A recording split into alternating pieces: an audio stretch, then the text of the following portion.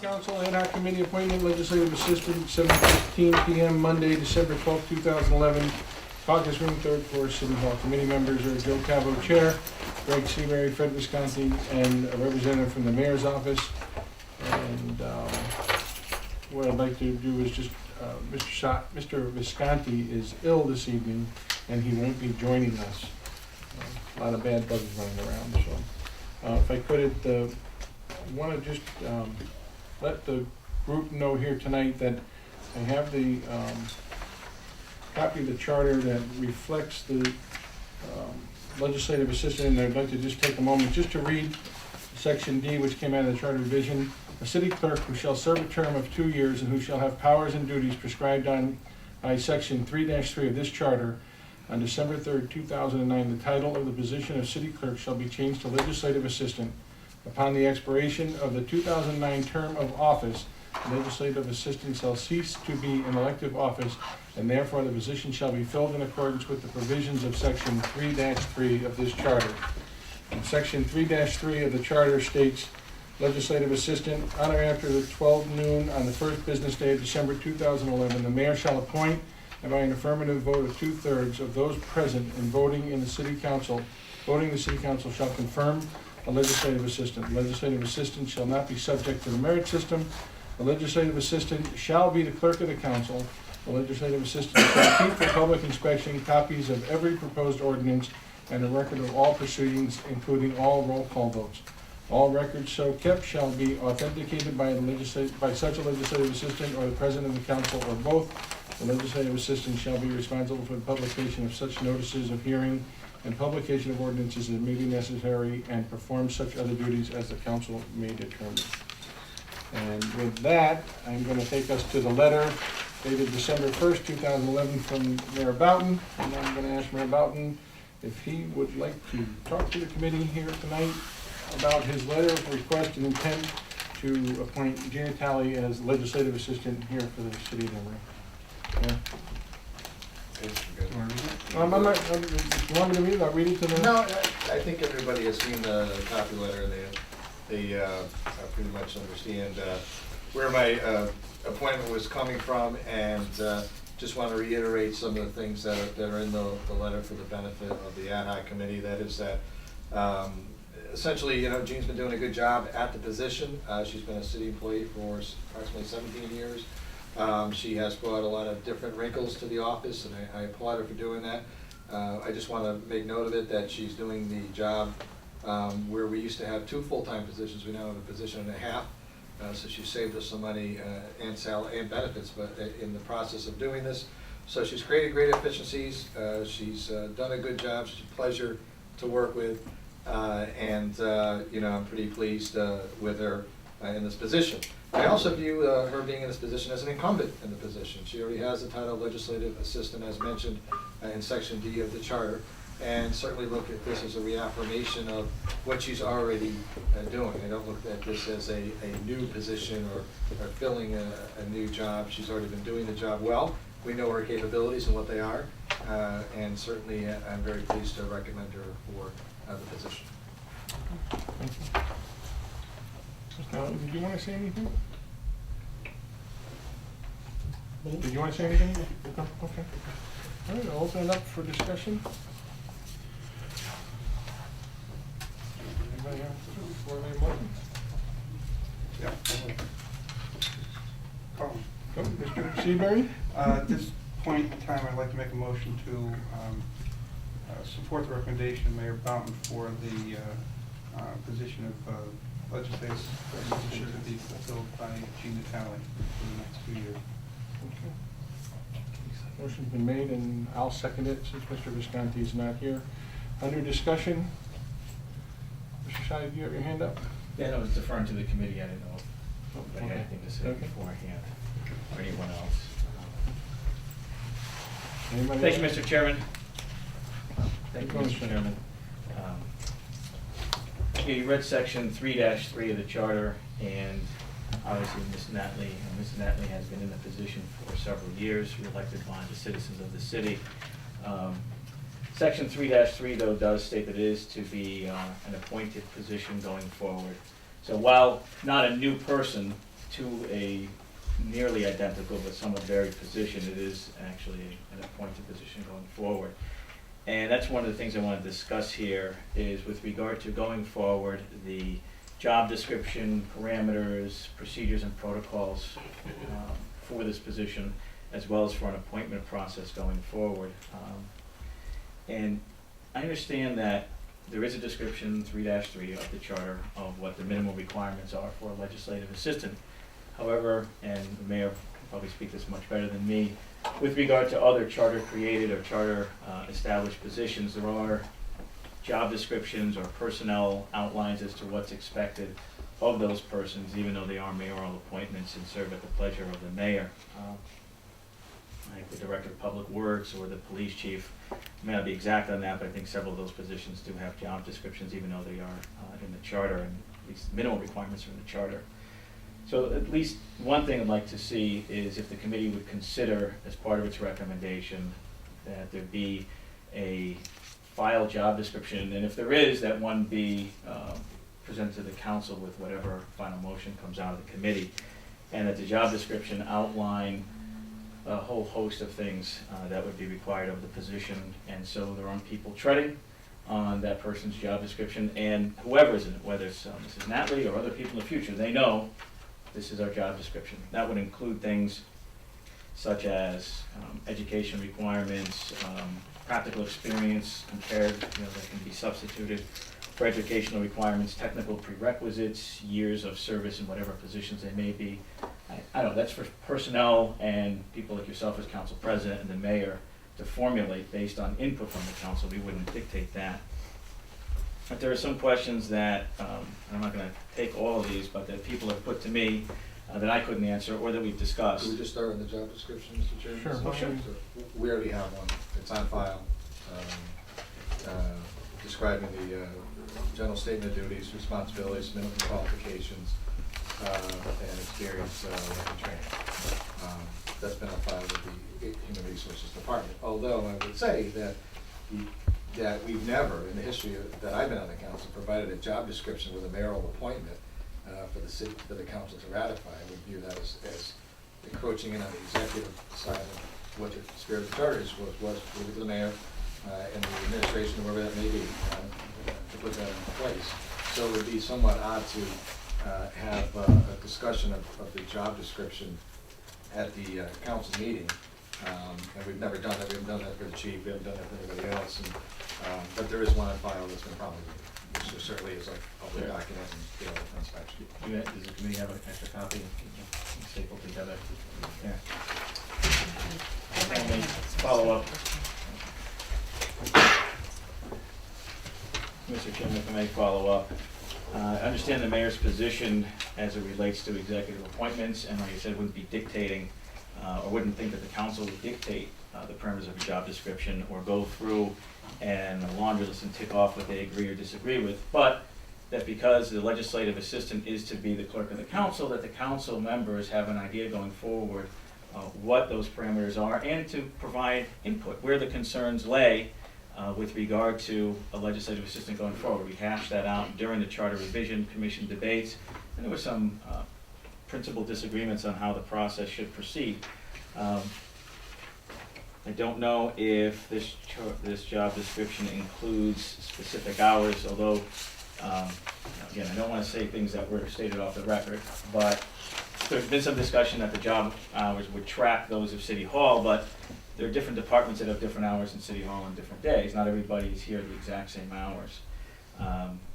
The idea, whether it's an hourly or salary position, and then is that something that would be under the mayor's office from a budgetary standpoint, or is that gonna be a separate budgetary issue where the mayor submits a request for the salary as opposed to the legislative assistant, since they're no longer a department head position, but, you know, serve at the appointment of the mayor.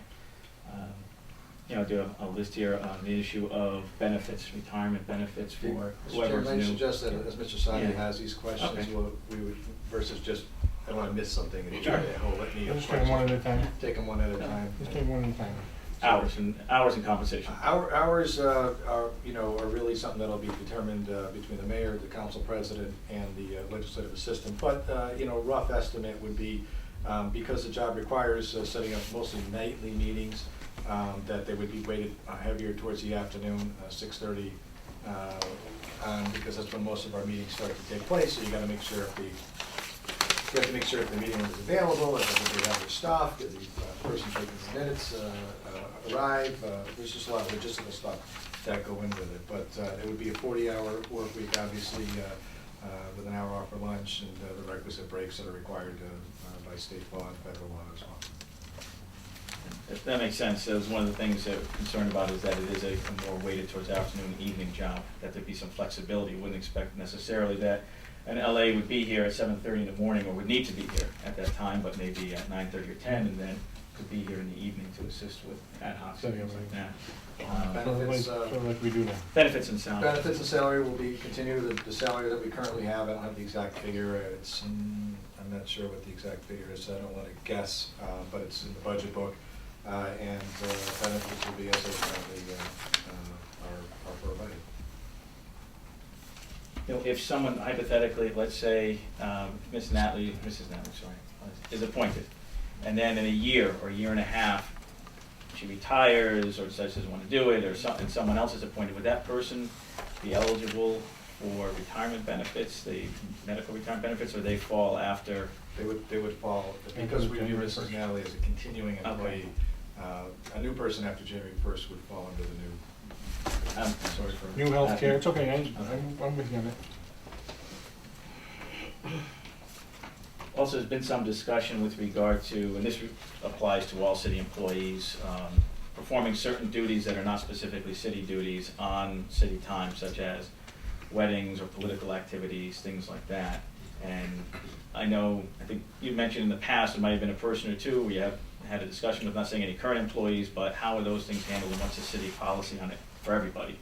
My office issued a blanket policy years ago for employees as it relates to outside work, which has to be done on outside time, i.e. Coffee, lunch breaks, after hours, before hours, that kind of. Political activity. Every employee is entitled to their First Amendment rights to engage in political activity. Obviously, they can't use city resources to do that. Be a violation of a whole bunch of different laws, I'm sure, that are out there. But they are, they're entitled to their opinions, as we all are. Absolutely. Legislate what somebody thinks. I'm going to continue through the chair, and I've got some other questions, but I'll leave them after asking this one till later, not to monopolize this. With regard to the length of appointment, as I understand it, that the appointment is until the person, whoever it is, leaves, retires, is there a procedure, or how does that work? Because it's not a civil service position. How would a replacement work, or how would that function where a subsequent mayor, or yourself as mayor, want to replace the LA, whoever that is? Well, obviously, there's a termination procedure for any city employee, especially Jeannie, that does bad things. We write them up, and we engage in a progressive discipline policy that we have here, which would apply. But beyond that, the length of term, in other words, if Ms. Natalie were still here in 2013, and I were to run and be fortunate to be reelected, as I hope to, by the residents of the city in 2013, and Jean was still wanting to work, or anybody in that position, not necessarily Jean, they would continue on until another appointment is made. Of course, that appointment would have to gain the 2/3 majority of the council. Could you? There's no term set up to it. Can you remove that person? And I know you have to deal with a lot of personnel issues and people find, not a lot of people find grievances, but it's a very delicate process when you're removing somebody from a position they're in. Not that it's for any improper purpose, but just because I want somebody else there now. Or you can't, you have to have cause. Well, it's an at-will position, but even with at-will positions, you really need to have cause. Yeah. It's really hard in today's day and age, given where the state of labor law is, just to balance somebody off the street without cause. It can be done in midstream. If there's a new administration coming in and they want to make changes to everybody that serves at the pleasure of the mayor, according to our charter, they probably can do that. And that's really true with civil service employees too. People think they have this veil of protection as civil service. You really don't if you read the statutes. However, any smart mayor, whether it be me or anybody else, will want to have a continuity in this office and any other office, and you take those decisions very seriously. I wouldn't take it as something just as a political kind of decision. Thanks, Mr. Chairman. I assume we'll have 2 opportunities. Yep. Okay. Anyone else? Mr. Rotella? Yeah, thanks, Mr. Chairman. I just wanted to point out that you were reading section 3-3, and I think the last sentence said the council may determine any additional duties. And I just wanted to remind the committee that it seems to be under the charter allowable for us to do that. I just want to make that comment. Mr. Chairman, if I could address that, we have had internal discussions about that section of the charter, and in a sort of all practicality, how would that work?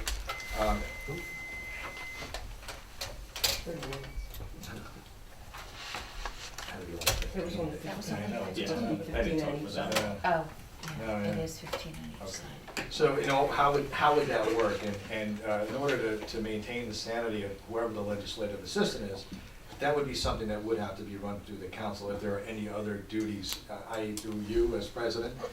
Obviously, individual council people have needs and things that they have to have fulfilled, documents and copies of this, and there's certain things Gene does for, and I'm not made by Gene, but, for example, for Mr. Trompetta, who mentioned how, his agendas are blown up so he can read them because of his disability. So, that something like that wouldn't have to rise to the level of the council. But, if we were going to add a whole new duty, then that would be something that would probably have to go to the council for discussion. But there is an avenue for that.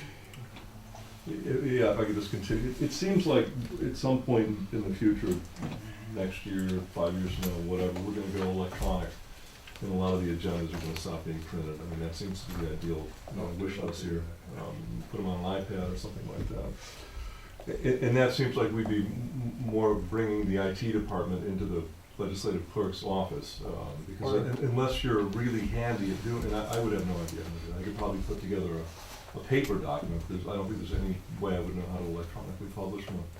And unless the LC or the LA knows how to do that, we're going to have to bring somebody like that into the office or train the LA to do that. That's kind of where I was going with There's it. been some discussion just this week, Mr. Rotella, about training the legislative assistant's office to be able to get that stuff online in the absence of the IT department or in conjunction with the IT department. So that's already being discussed. Yeah, it seems like we've heard a couple of times in just the last couple of weeks that there's something wrong with the IT department. And Well, actually, there was. Right. I'm about saying maybe if we went directly from here, it wouldn't.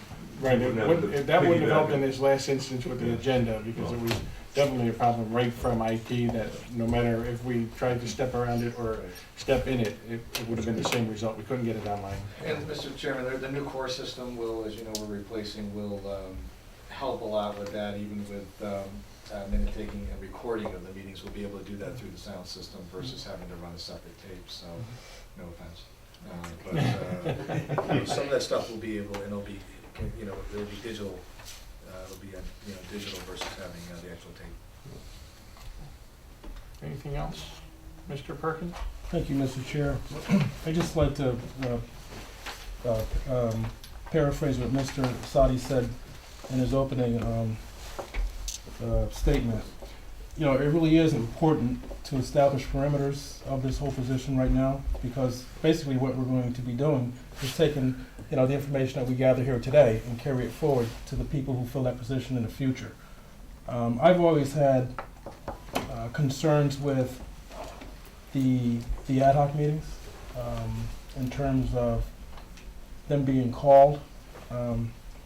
So what I would like to just suggest to the position of the legislative assistant going forward is to possibly post the ad hoc meetings on a running basis in the back of the department reports. This does a couple of things. First of all, it gives us an idea, a snapshot in time of all the different meetings that are out there at any given time. Excuse me. What it also does, or could do, is provide the name of the chair, different members of the committee, email, some type of reference to the last time the meeting met in terms of, March 4th, 2010, Common Council agenda item, whatever, ad hoc. That way, if someone's thumbing through the back of the report, even if they access it from online, they can still see pretty much the status of that meeting. Mention when the meeting will be scheduled, and its next scheduled meeting date would also be good in terms of providing interested parties with additional information. And if the business, if the business of the council or ad hoc is complete, just mention it there. Business is complete, and have a reference to the specific item on the agenda, month, and council meeting when it was complete. I think that would help a lot. And the reason I'm saying that also is because, in the past I've asked for a meeting to be called. There's still a couple of them out there right now. I'd ask the, LA, talk to the council president. I talk to the council president, it's the chair of the committee. Big runaround. So I think that if we have that type of thing as a public record, I think it would help, eliminate some of that confusion on my part. Okay, thank you, Mr. Thank you, President. Mr. Chair. Anybody else? Mr. Cheney? Through the chair. Again, I just want to, these are some of the questions that were again proposed through me as well regarding the actual dais itself. Since it's no longer an elected position, am I on the assumption that the LA will no longer sit at the dais, or will she sit at the front head of the table? I think that's something that's been under discussion right now between Jean and myself and the mayor. And, we're still kicking around. We kicked it around last term as well and decided that it was better to leave Jean up top and She was the elected minute official taker before, down yes. below. But there is some value, Mr. Chairman, in having the clerk close to me, particularly when we're absolutely. adding items to the agenda, when, somebody can't hear something, or it's a little harder to yell across the table. But it's Exactly. something. And I think it just adds a certain level of professionalism to the operation. Okay, if I may Yep. continue, thank you. Again, one of the things is, are there going to be a list of meetings that the LA must attend? That have, like, for example, budgetary workshops, budgetary meetings, is there going to be a mandatory list of ad hoc that an LA must attend? Given their importance of that meeting itself, not necessarily be delegated to an assistant, but the LA will actually attend those meetings. Like the budgetary workshop may be a very important meeting that we as a council may want her to attend. Certain meetings, I don't know, again, this has been discussed or at least looked at. Jeannie, we asked Jeannie to come to meetings when we need her to be there. There's a lot of those meetings, they're not necessary for her to be there as long as she has a minute taker arranged. And Jeannie has actually sat in at times and taken minutes in certain ad hocs. That would certainly be up to a request from the council. If you wanted her there for a specific reason, I'm not really clear what the reason would be that we would want, her to be at the, budget workshop meeting. Public Works. Or a public As works examples, meeting. I don't know. I don't know, I guess we'd have to take it on a specific case-by-case basis, and if you certainly had a request for her to be there, we certainly could ask her to be there. And it's the last question regarding assistants at meetings. Would that still be hired through the council president, or that would be on the authority of the LA? It's usually all done under the authority of the council president, but I let Jeannie do it As long as there's been no complaints and no problems with it, and who gets hired, I'm not having an issue with, I don't It's interfere still with the it. same. But she does it under the call through the president. And just to be clear, Mr. Chairman, nobody can hire anybody for the city unless they have my signature.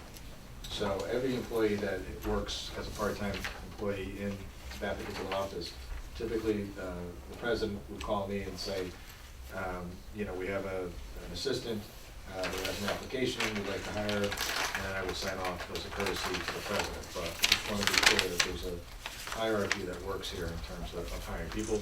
And the reason I mention it is somebody once mentioned to me about how do these people get paid under the table. I've heard some of the craziest stuff. Nobody works for the city of Danbury unless they run through our HR department, they have a background check, and that they've completed all the relevant paperwork that we provide. Thank you. Anybody else? Mr. Simon? Thank you, Mr. Chairman. I know Mr. Perkins was trying to paraphrase me a little bit. I'm going to try to paraphrase him with regard to the ad hoc listing. I think that Gene, in the past, has maintained a list like that in some fashion. And while it sounded very technical, I think it seems like a fairly simple thing. And that would be where I would categorize maybe one of the things that, as the mayor mentioned, that the council could recommend as being some additional duty that doesn't interfere with the executive branch. It's a technical administrative matter. A more formal issue, though, is performance evaluations. I don't know how they work in the city with department heads or employees. If you have quarterlies or annuals or semi-annuals, and through the chair, I defer to the mayor on that, how those work. And in this case, if there's a person that performs the evaluation, is that you and the council president, or just yourself of the LA? Well, generally speaking, it depends on the employee, what collective bargaining unit they're in, as to what the process for evaluation will be. For many years, for example, our police department, we never had any employee evaluations. This will be the first contract where we've implemented an employee evaluation system, which you just voted on. For non-union, non-civil service employees that are direct reports to the mayor, there's a yearly evaluation process. Those employees are a fairly small handful. There's not a lot of them, so it's easy for me to meet one-on-one with them and review what they did good, what they didn't do so well, and what we need to work on for the coming year. And those meetings generally start next week and last for the next 3 weeks, and it's about an hour long. We try to make it painless, but we also try to hold people accountable. So in the case with an LA, and I don't use an or a council president because it's going to be different people going forward in the future. Is the council president part of that with regard to the LA, because the LA does the council's, take care of a lot of the council's business, or is it exclusively something that you would foresee, the mayor doing that eval? I mean, that's gonna be up to, for the foreseeable future, as long as I'm here, that'll be something I'll do in consultation with the council president. If I'm not mayor, then whoever the next mayor is may set up their own evaluation process, and that's their prerogative. We hope future mayors would work with the council on that and have the council president as part of it. I think it was Councilman Chanese that talked about mandatory meetings, and if I understand it correctly, I think one of the things that we had chatted about was not budget workshops necessarily, things like that, but ad hocs, like an ad hoc like this. What's going to be the determining factor in whether or not the legislative assistant is the recorder of the minutes at the ad hoc, or is it somebody else who, no offense, is there in lieu of the legislative assistant? When it was an elected position, city clerk, independently elected official, has a lot of broad parameters and flexibility, as any independently elected official does. Employee is a little different. So I think that's more of what I think the line of questioning was, how will that be decided? And is that based on the hours already performed, 40 hours, you don't want that person doing overtime? Or do we flex the hours so the LA can be there at particularly important ad hocs, and that's the call of the council president? I think some of the questioning in the past and some of this unfounded rumors about paying under the table was because there's been a lot of people filling in at ad hocs, as opposed to once the city clerk and going forward with the LA. So that's what I want to flesh out a little bit more. I would just say that, Mr. Chairman, obviously through you, but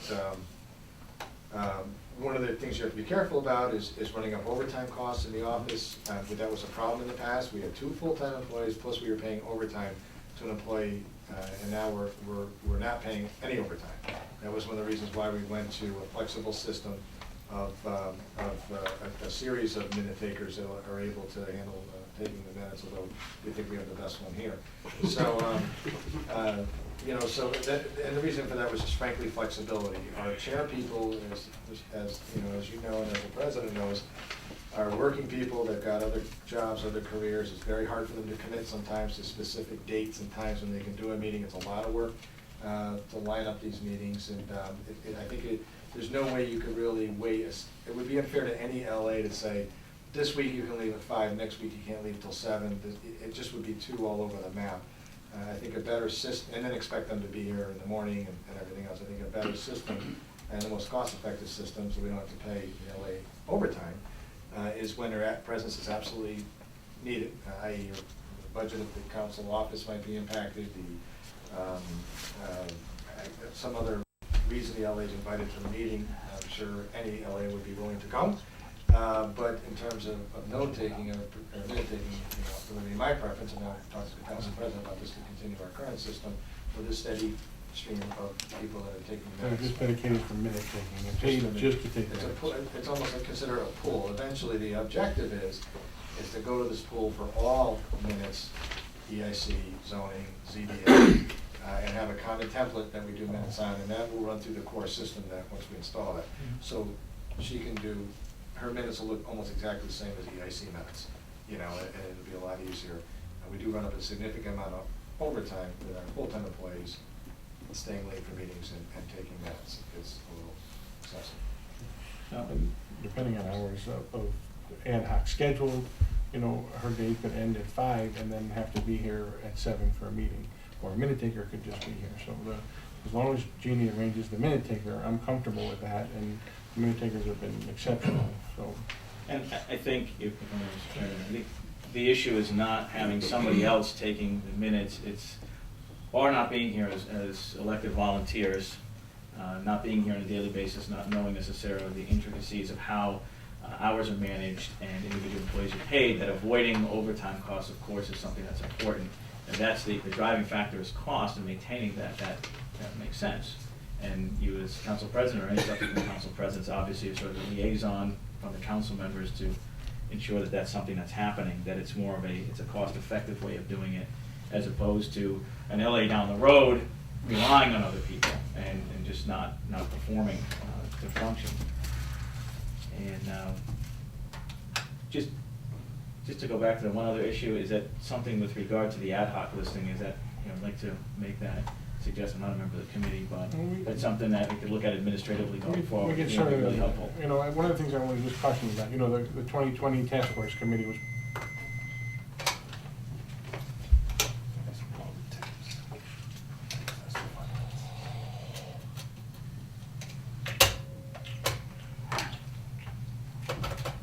You know, the 2020 task force committee was just assigned at the December council meeting, and we don't have a report yet, but the meeting was formed so that when the eventual report hits, we can go right to work and call an ad hoc committee on that. So, you know, there are gonna be some things that are gonna be scheduled in there that don't get called, or just to have that appearance that they're not being called, because they're waiting for information, they're waiting for reports, they're waiting for, you know, there's a whole host of information. So I understand where you're coming from. We can certainly look at that going forward about putting a running list together.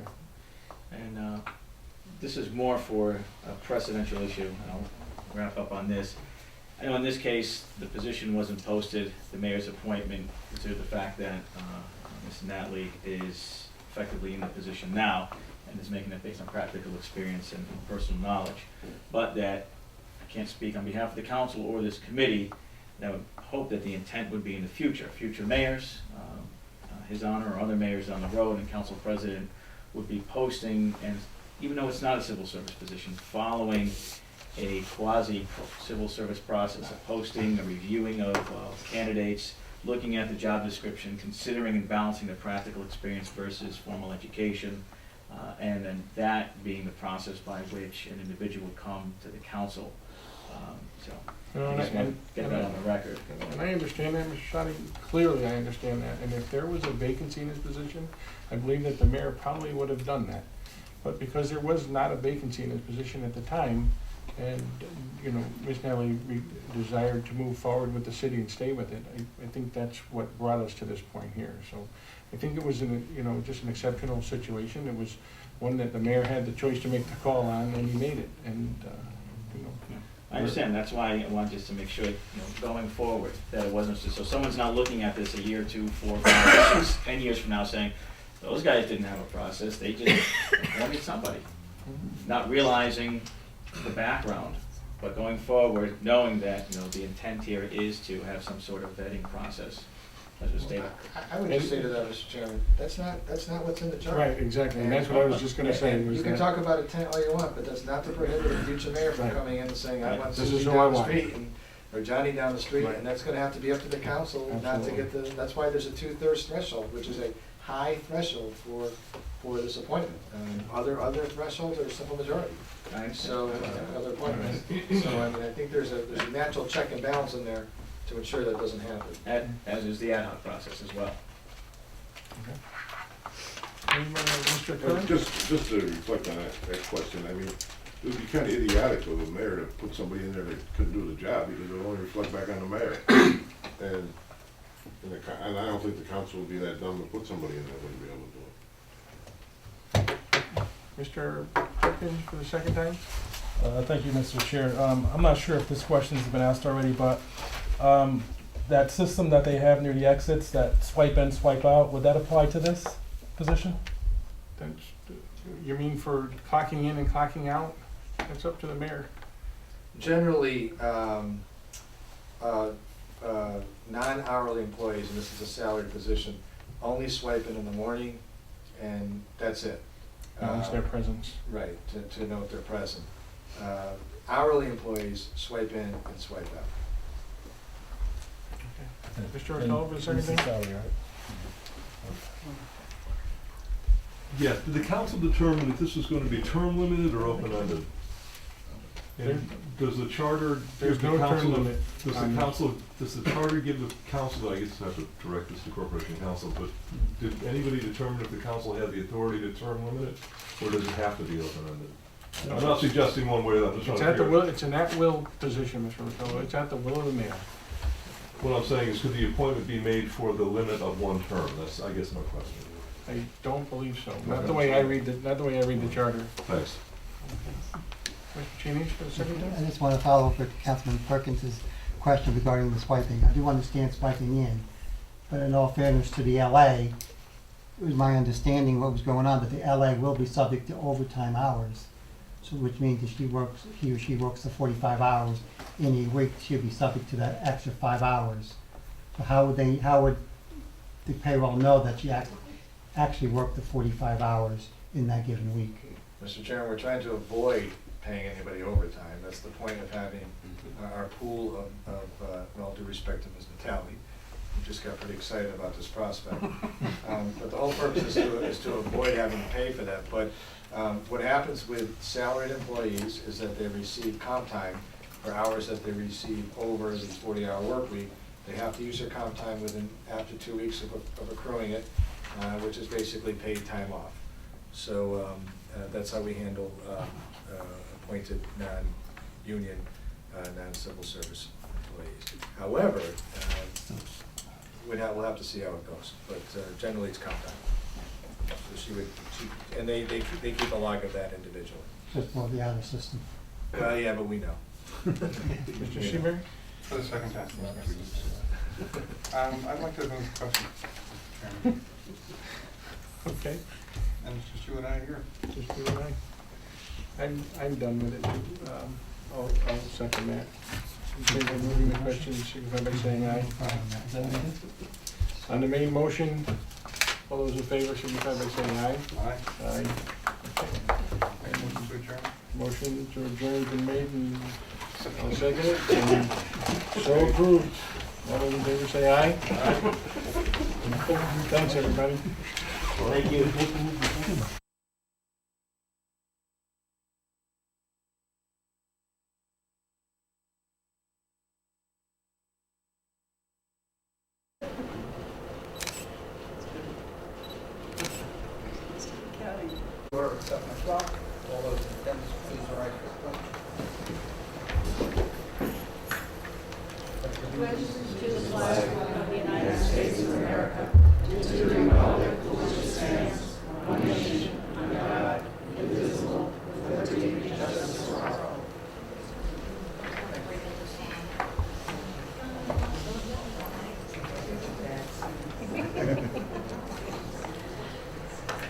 do before we start is, since essentially we have a lot of new members, is to have them introduce themselves.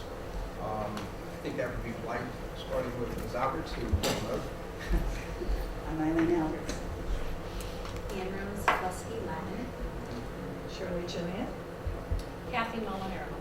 Gary Falkenthal. Richard Gianelli. Richard Holly. Gladys Cooper. Phyllis Tranzella. Bob Hamilton. Sandy Steinberg.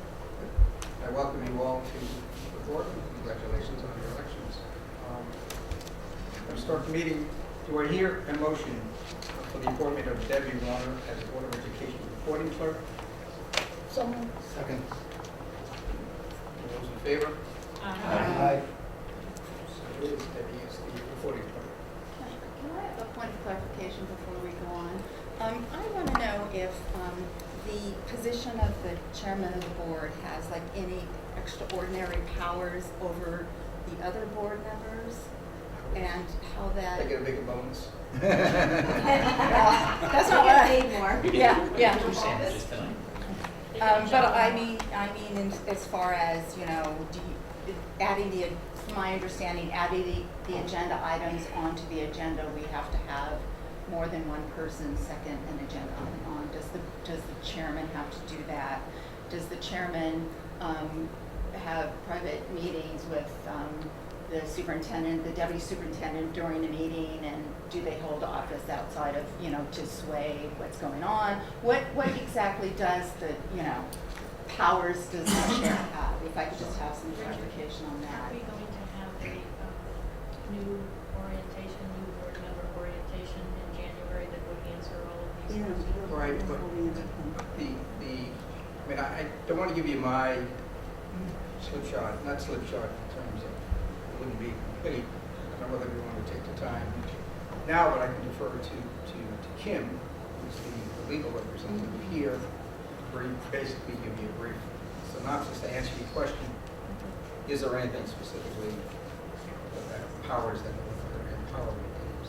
We generally say that they spoke on behalf of the board for us, and whether they have private meetings, we all can have individual meetings. As to how the agenda is made, I'm not 100% sure of that. So could allow Kim to do it if you want to do it at this particular point. I don't really want to get too deeply involved with this because that will make this the forum for. I think this is an important time to do it. I can appreciate that, but these are new members and they are voting for board chair. So I think I think they should be at least advised as to what the responsibilities are. Mr. Vice Chair, may I offer that the training that, unfortunately, through that horrible accident, that pretty much talked about custom and procedure, and that it would necessarily be decided by the board itself how that would proceed. When you get the packet, I think you'll get a little more idea as to how you can or may or may not operate. I think that my opinion from what I learned yesterday is that really becomes a decision of the Board of Education as to how they wish that conduct to be done or practice. So then my understanding is that that's something that we as a new board, we're going to decide the role of that chair. So it would not be as previously, has that person previously sat, that, or how is that decided then? Hold on before I let me ask Ms. Thompson, and maybe she can clarify. Well, I can just give you a very brief overview to say, and you'll find this as we go through time, that a lot of my lawyer answers are yes and no.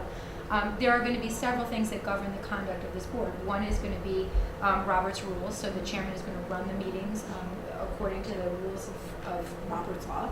And that also provides pretty clear standards for when there can be caucuses, how items are added to an agenda, how they're removed from agenda, when items are tabled.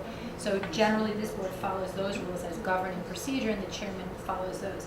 Your board is also going to be governed by Freedom of Information Act, and we've had some discussions about the parameters of that law. There's lots of restrictions when you have a quorum, whether you have a meeting under the terms of the act, whether you have proper notice of those meetings, what kind of documents may be created, all those kinds of things that are governing also when there may be a break in the action and people may talk outside of this room. So you're going to have those parameters as well. So there's a lot of different factors, and I think within those overarching factors, you may certainly decide on different manners in which you want to proceed, but those two will govern most, I would say 90% of what happens here, if not more than that. Thank you. So, I'd like at this time to ask from the floor nominations for the position of chairperson of the Board of Education.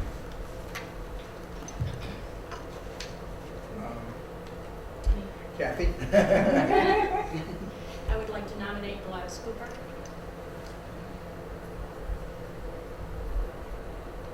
Any other nominations? There's a second. Are there any other nominations on the floor? I'd like to nominate Eileen Alberts. Second it. We don't have to do it all in favor, do we? Okay. There's a little thing here on your place setting on your spot here. You just indicate preference.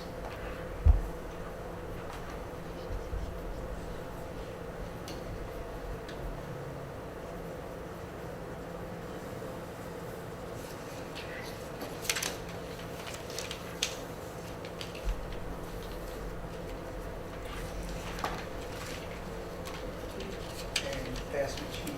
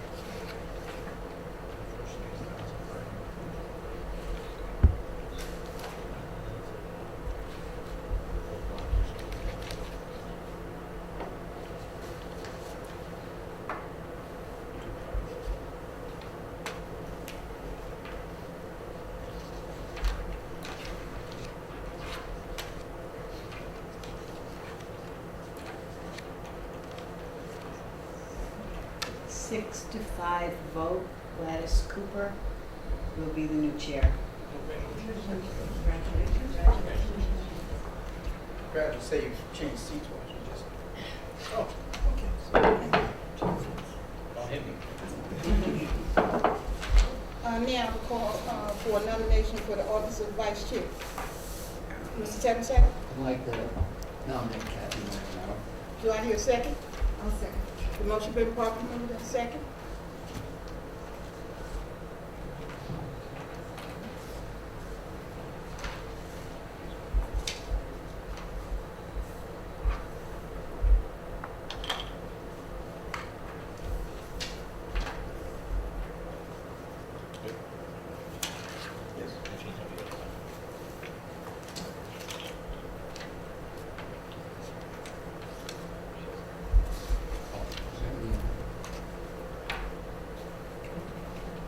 Oh, I'm sorry. Oh, I'm Yes, sorry. I'll second. I'm sorry, I forgot. Are there any other nomination for the office of vice chair? Yes, please. Sandy? Sandy, second, please. Do I hear a second? Second. The motion has been properly moved and second.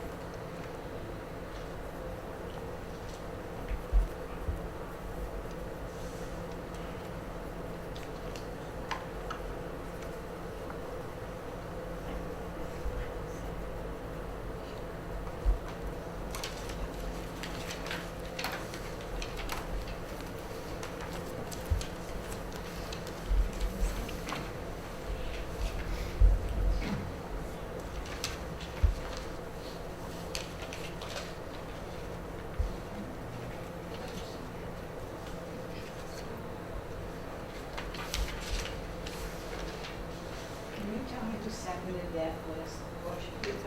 Phyllis. No, no, no. Oh, sorry. Yes. Thank you.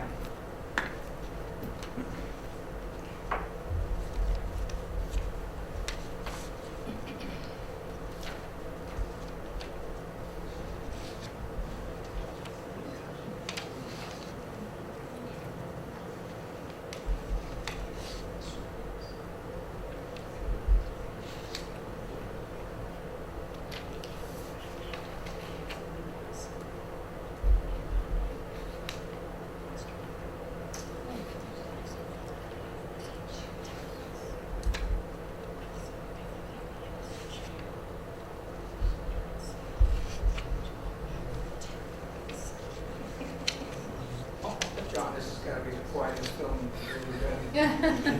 It is. Give us time, come on.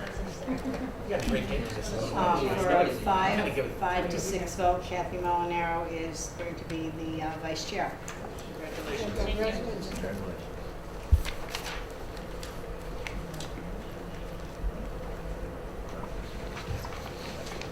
Now the floor is open for the office of secretary. I'd like to nominate Richard Hawley, please, for secretary.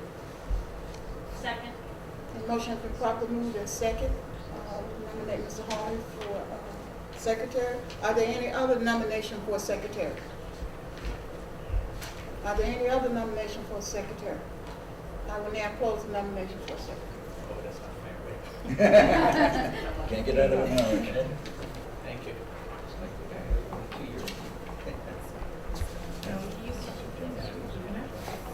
Chair, guess one more. Madam Chair, May I move that the secretary, that we Yes. ask the secretary to cast one ballot for Mr. Hawley? yes, if someone will second. It's been properly moved. The motion was made by Shirley and seconded by Mr. Tabasak. All in favor that we cast one vote for Mr. Hawley? Okay? Aye. Aye.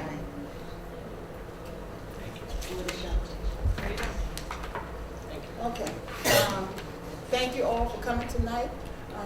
Before we move on, there's always a tradition for the board. We're glad to see our board members, past board members, and chairperson, all both been prepped chairperson of the board, Mr. Leroy and Mr. Fox. Okay? Okay. And we're going to ask Mr. Fox to come forward because we have a little gift for you.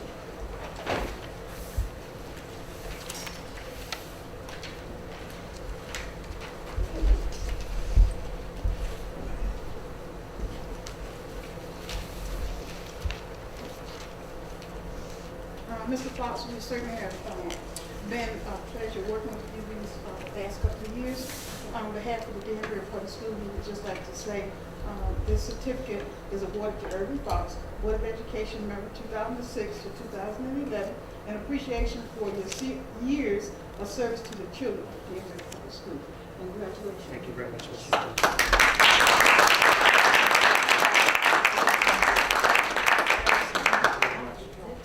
Your card. Spend hours. And to Ms. Leroy, would you come forward? It's a car? Can you just hold me? Yeah, it's over at the. We don't need textbooks. Hey, we took it out of the budget. We don't need textbooks. Cards are great. Susan, on behalf of the board, you know, we have appreciated your service and commitment to the students of Danbury. And at times, many times, we always had different opinions, but we all made our decision for the best interest of the children. This certificate is awarded to Susan Leroy, Board of Education member 2003 to 2011, in appreciation of your years of service to the children of Danbury Public Schools.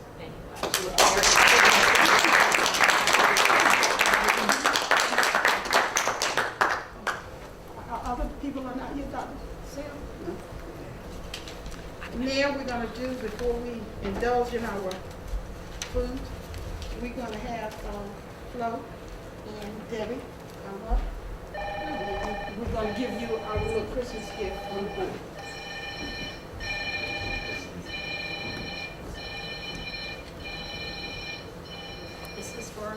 flow. Thank you for all you do for us. Thank you.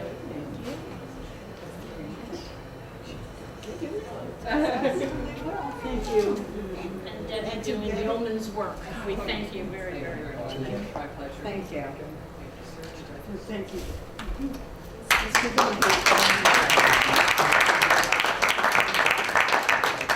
We certainly would like to thank the Sodexo for planning this great day out of food tonight. So we're gonna enjoy ourselves. We know that the weather's soft day. We don't want to be out too late. So just enjoy yourself, okay? Okay.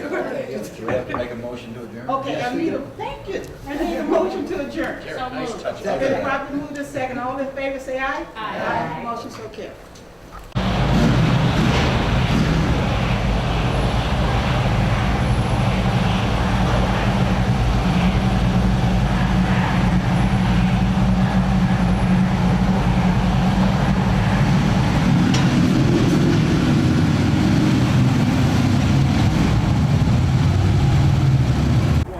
Hi, I'm Sergeant Rory Duraco with the Danbury Police Department. We're asking you to please refrain from using your handheld electronic device while operating your motor vehicle.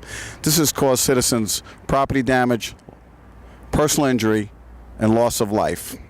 So please, when you're operating your motor vehicle, keep your hands on the wheel, your eyes on the road, not on your phone. Thank you.